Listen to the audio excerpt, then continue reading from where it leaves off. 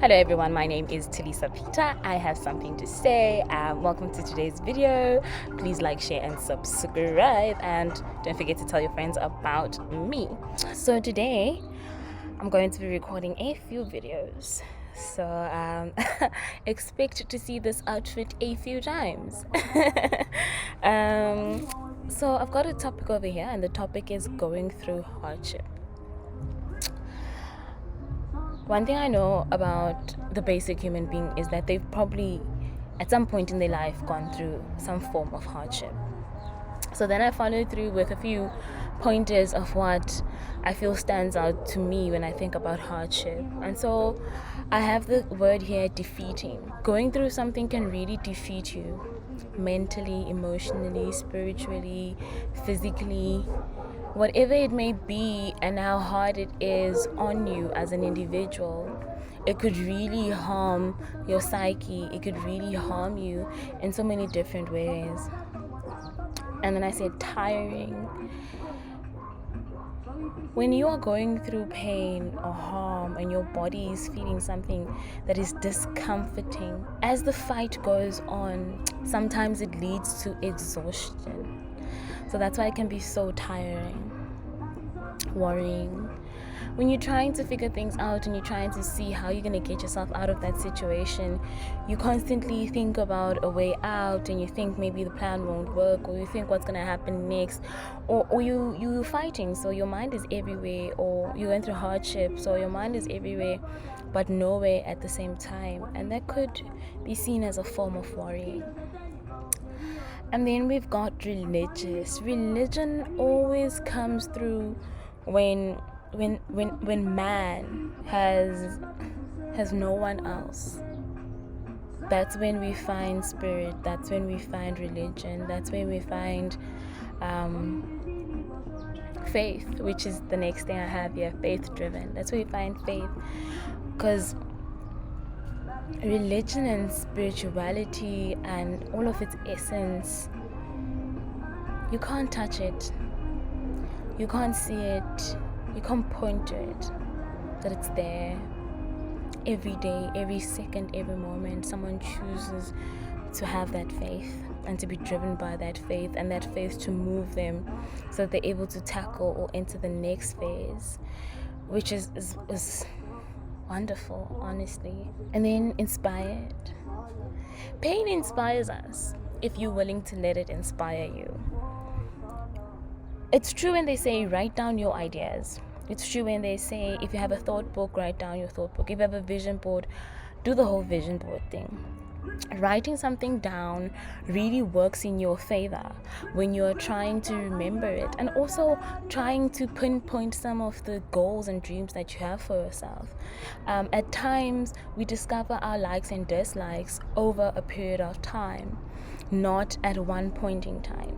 So when you're going through the motions, you'll get a moment to actually sit down and reflect on what exactly I was thinking about when I was thinking about that soccer field. What exactly I was thinking about when I was thinking about the car wash. What exactly I was thinking about when I was thinking about selling water. What exactly I was thinking about when I was thinking of, having a clothing label. Being a model, being an actor, being a singer, expressing yourself, living in your dream, And those are your little goals as well as an individual. We have big goals and we have small goals. And the goals are not always in the same form and shape, but they really help us in terms of becoming our greater selves, in the Maslow's hierarchy of law. They mention this, you want something to say you're doing, something you worked for, And just after that, we have hopeful. When you are hopeful, it's being able to say that I can't see it. I don't know when it's going to happen, but it's going to happen. And that's what I'm going to stand on, and that's what I'm going to believe, and that's what I'm going to move forward with, and that's what I'm going to put in my back pocket so that it pushes me forward as I take my strides. Hope. Sad is the next keyword. Sadness. Hey, yo. It's sadness, guys. It's sadness. See, angazi bafethu gets to us all. It's that feeling of, it's not joyful, it's not happiness, it's not content, it's not excitement, it's morose, it's sorrowful, you know. Sadness. You know what sadness is. I know you do. I know you do. And then we've got a joyful. You know, when shit happens, and even when shit doesn't happen, sometimes you just find something to be happy about, to be joyful about, to rejoice for. Sometimes it's in self, sometimes it's a situation, sometimes it's so small, but you find it nonetheless. And when that moment comes, I hope you enjoy it. And then you have a state of actualization. Bafethu. Don't tell me you've never had a moment of actualization where you're like, hey, bruh, but what you're doing here is wrong, or, you know, get yourself. And states of actualization help us mature. They're good for us and they're our lives and where we're going as an individual. So I hope that you don't shy away from your various states of actualization. And then the last thing I said is how it feels. I was thinking about my list, looking at it now. I was describing how it feels this whole time.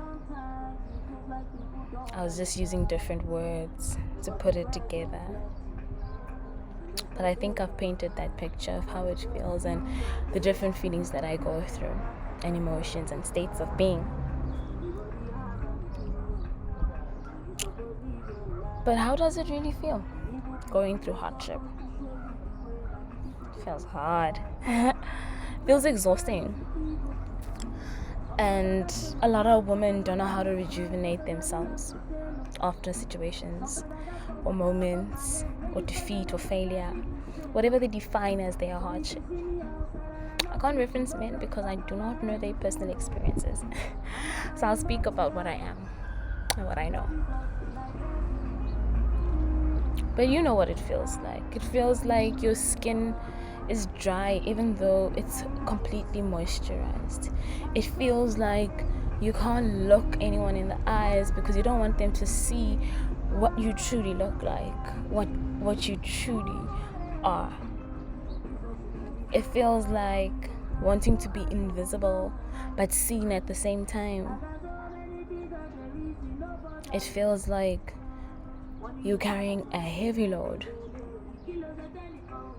And it's just a heavy load, you know. You're not sure what to do with the load or how to handle the load, but you're carrying that damn load. You're carrying that load, hon. You were carrying that load. That's your load. Carry it. And some of the things on there don't really need to be put down. Some of them need to be thrown away. Some of them need to be realized. And some of them need to be faced. And various other activities. It's getting windy out here. So I think I'm gonna move inside. But I hope you heard me. Don't understand, cause the pressure plenty and the expectations high. Even your day ones were supposed to get your back. Sometimes they ones they fight. And everybody has an opinion on how you supposed to live your life. And even people were supposed to show you the way. Now the people they backbite. No be pride, no be ego.